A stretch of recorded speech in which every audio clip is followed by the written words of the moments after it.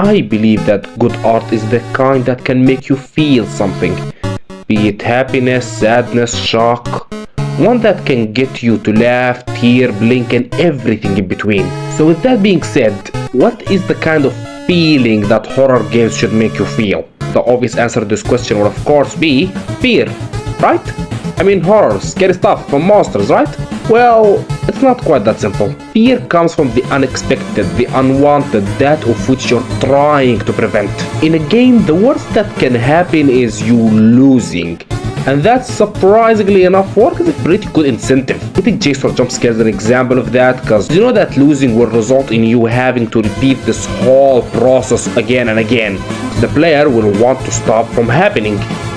In theory. So when it comes to practice, having to repeat what you just did goes against the unexpected rule that we just mentioned. So maybe try to drop the fear from the story, not the losing screen. Here's the things, games and books works better with horror than, let's say, a movie or a show, because they make the player, or the reader for that matter, an active participant in the act, him being the one that chooses to continue reading or playing. But the problem with that, it actively makes the player want to see what comes next. I mean, that's the whole reason they're playing your game to begin with. And it's kind of hard to be scared of something that you want to happen. So no, I believe that it's all the other emotions that the best horror games can make you feel is what makes them special. They can achieve a feeling of nervousness, uncertainty, shock, suspense, and many more. When it comes to horror games, there is no match for the ever so passionate indie games. I'm withdrawing my child support. It's not very hard to see why horror really flourished more than any other genre in the indie games market, because indie games are a lot of things, but above all else, they're honest. No marketing team or fat corporate suits to tell you what is profitable and what is not. A place where the developer can just put all and any idea that comes to their brain. Their darkest thoughts, their honest experiences, their crafted and vague mysteries. A personal journey inside the mind of just one person. So, let's take a walk on what is arguably the most fascinating kind of gaming. You and your companions are trapped in a cabin. An unreasonable rain have flooded the entire forest, preventing any of you of getting out, leaving you with no choice but to wait for the storm to end. A day passes by, you have a nice meal. 2 more come and go, your rations are starting to run low. By the 4th day, all out of food. Day after day, with the storm showing no sign of stopping. The pain in your stomachs aren't stopping. You start to lose your mind while you hallucinate about some food talking to you. Wonder what that's all about. The act of progressing to the next day becomes harder and harder. For that you know that there's only more suffering down the line. Unless you start to look for some other options to deal with the hunger. This is Cooking Companions, the only cooking game where your companions are on the menu. Cooking Companions is another one of the looks cute but actually there's a horror game in there genre, you know the ones. The difference between this one and every other Doki Doki clone under the sun is where the horror comes from, cause this game's fear revels in a central idea. No monsters, no chase scenes, no nothing. It's just the normal and ever so primal fear of hunger. Shut up, this will make sense later. This game starts with this very happy-go-lucky attitude about it. Soon start to contrast it in this very bleak and dire tone that haunts these games every second. It's not just their circumstance that change, but also their appearance, their clothes, faces, and even the little squirrel that just disappears, leaving something for the imagination, I guess. And I cannot stress that enough. Every single day passes by in Cooking Companions where these characters go without food feels like it can be their last. And the little dream sequences that you start to have don't help things either. And you just sit there and watch what will the human being do just to survive another day. And you keep asking yourself, why doesn't this storm seem to stop? Why are you so easygoing about eating your fellow companions? Out of all the food that you see yourself start to talk to, what is up with the dang potato?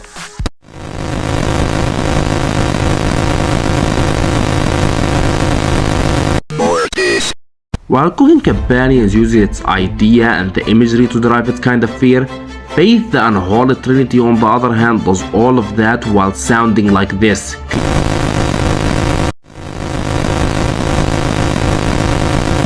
So just looking at it, you would not be blamed for thinking that this is some old retro relic from like the Atari generation.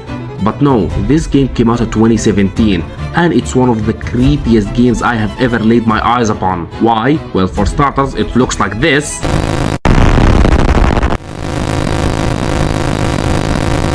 It sounds like this. And what you also might have realized is the style of the cutscenes. That, my friend, is called rotoscoping. While originally this revolutionary style of turning real human movement into animation was supposed to look just hyper-realistic, say like what Love Death and Robots have going on there, it quickly revealed itself to run the same risk as any other hyper-realistic style, which is the Uncanny Valley. Uncanny Valley is kinda hard to define, but in its simplest forms, it's the unsettling and creepy feeling you get from looking at something that's supposed to resemble a real human, but it's not all the way there. Think those creepy mannequins or human-looking androids, you know the ones. You know, like, you know what it's supposed to look like, but it just doesn't quite look right. And that fact haunted a lot of any rotoscope art. But guess what? They decided to use that to their advantage.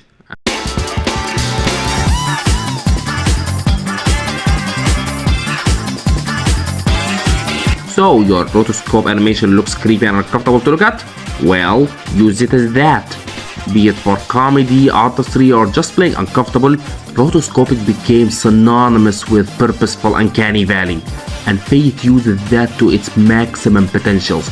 Everything here screams not right, and I am not just talking about the monsters.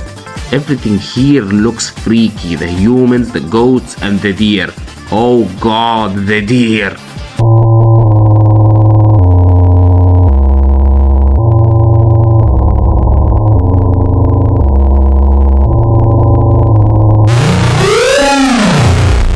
Also use this eerie music that always keeps you on your toes, and also can just decide to go silent out of nowhere. There you know that some shit's about to go down. But even if all of that did not convince you, then let me tell you this. I am gonna spoil one of the game's puzzles, but honestly neither in here, right? This game have what might be the most perfect example of an indie horror game puzzle that I've ever seen. Not the best, but the most perfect. At some point in the game, after an important event have happened, you will see "kill her" written on the ground backward.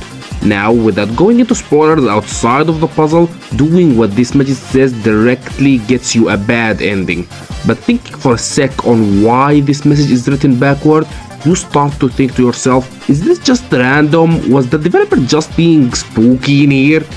Or is there something else? And then the brain expansion realization hits you. This text is written as if someone wrote it in a mirror. Maybe just like the mirror you saw not too long ago. So you go to that same mirror and decide to shoot it. And then this happens.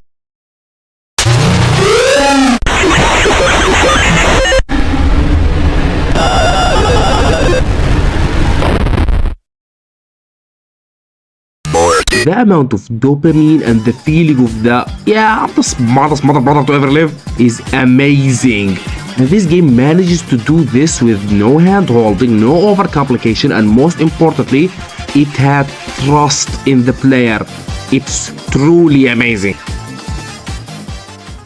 See this? What Cooking Companions and Faith achieve here is called atmosphere. But this is called the reset button. Now I gotta pull up. Everybody dying, me included. I ain't going to jail. Yeah, can't really make a video like this without mentioning the big dog of the indie horror game genre. Or just horror at this point.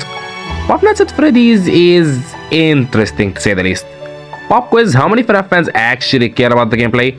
This is not rhetorical. Please type in the comments if you actually care about the gameplay, or you just fine with anything as long as the lore is good. Come on, I'll wait. There is a reason that jump scares are considered a cheap faction of horror games. Cause they don't take much effort per se, just have the character jump in your face and scream as loudly as they can and then boom, jump scare. The problem with it is that it's something you can get used to. While atmosphere games like Coon Companion and Fate take their time to build a constant state of fear, jump scare dependent games like FNAF just scream loudly in your face if you mess up. And fear comes from trying not to mess up, but even then, get jump scared enough and it stops being scary anymore. In FNAF's defense, it's not like jump scares are the only thing this game have going on for it, it's just the thing that it really relies on. For starters, the atmospheres and the animatronics designs are really good. They scream and carry Valley and all, so that's pretty good. Well, before you get used to them at least. And the lack of options combined with the small room makes for a hell of a setting. Slash you don't know where they are, combined with the fear of overspending your ever so precious power, results in you kinda starting to panic, and all combined till...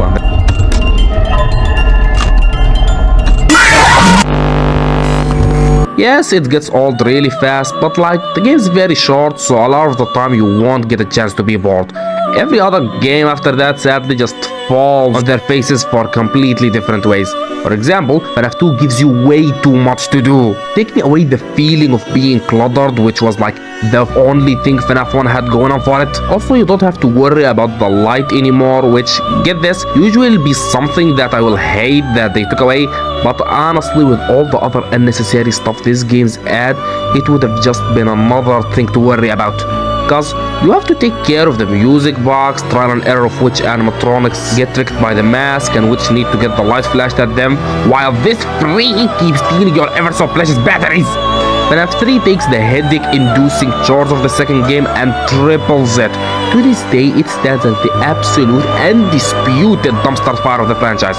You have to keep all your attention on the one animatronic that doesn't even have a good jump scares. He comes and asks you for the Wi-Fi password very awkwardly, and the other jump scares, while admittedly good on their own right, Balloon Boy is the obvious outstand scare. The amount of repetition of how much they use them kills any and every reaction you had for them.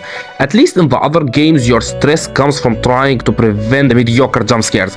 Here, you're just waiting for them to happen, so you get deeply desensitized to them. And you have the damn chores. Oh lord, the chores. Where do I even start? Throughout the game, some part of the systems, the vents, air conditioning and whatnot, will get broken. And you'll have to reset the system, which takes forever, by the way. Something could get broken while you're fixing the first thing, demanding even more time to fix.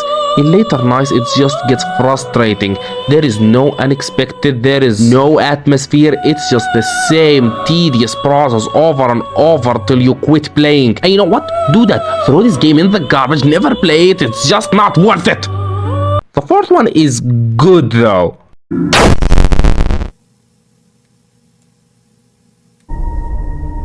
Was that the bite of 87? FNAF 4 is really surprising, and by that I mean that it's just plain good. The game plays similarly to the first one, but with one very big exception. It relies on sound.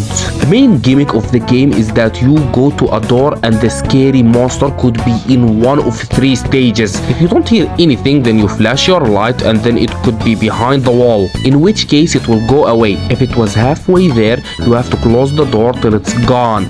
But if you hear their breathing, then that means that they're just in front of your face, and shining the light will just result in them killing you.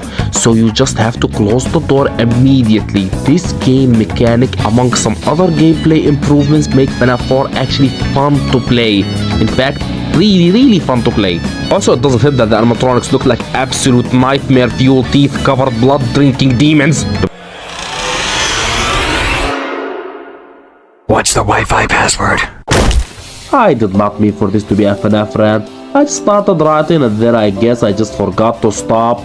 So I guess I should stop. Well, maybe after I talk about how the entirety of the Puppets lore is just a load of frustrating, confusing mess. I know, this is not supposed to be a FNAF video, but I can pretty much do whatever I want, so...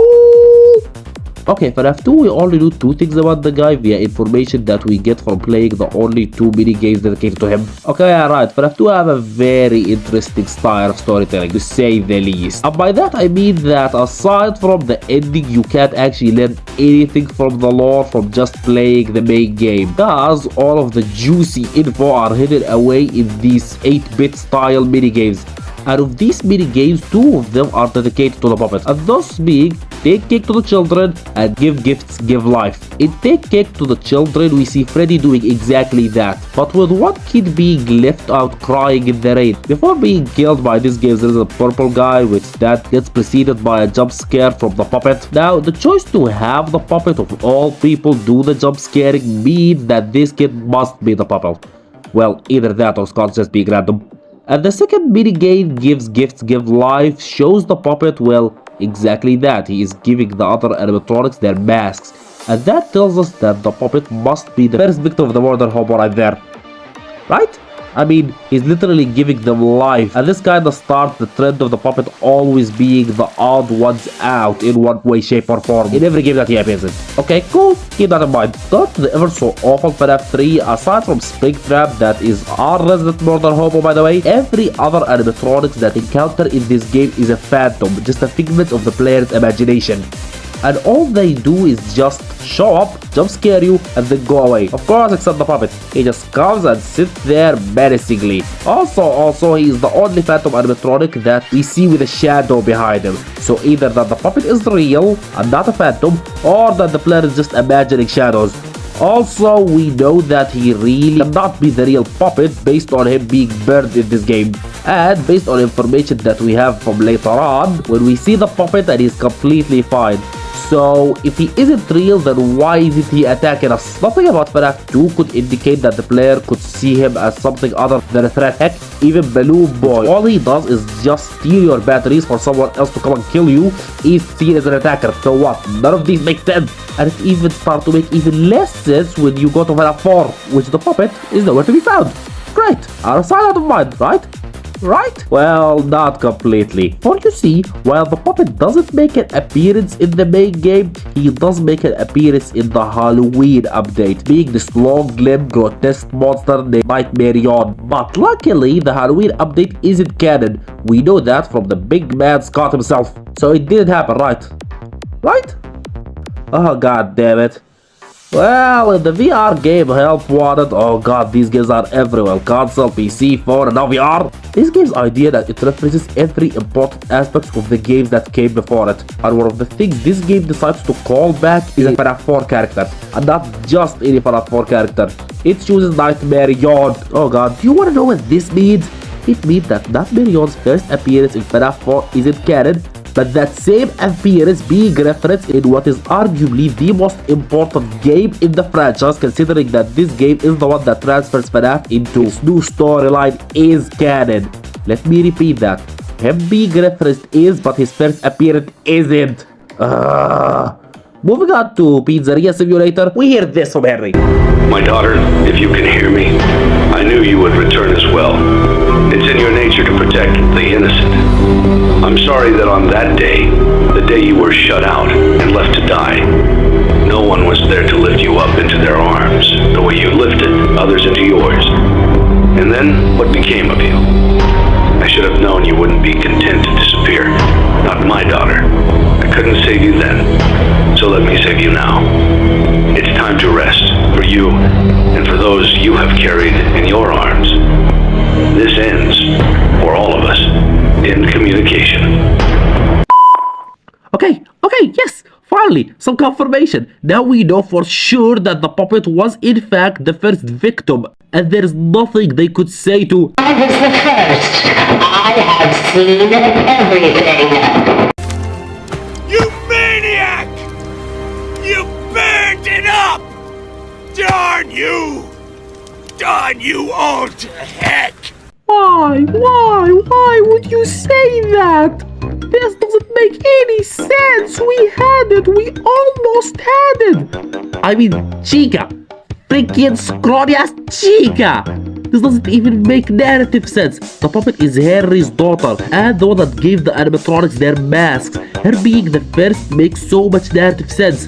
I mean, if you had to retcon it, you could have at least say it was Golden Freddy. It would still suck, but at least it would have made the whole "the kid you should not have killed" make a little bit more sense, rather than just being that one kid that has superpowers. I am sorry, I did not mean to just go on a tangent like this. But I guess that is what talking about FNAF gets ya, I suppose. So, how do you end the video?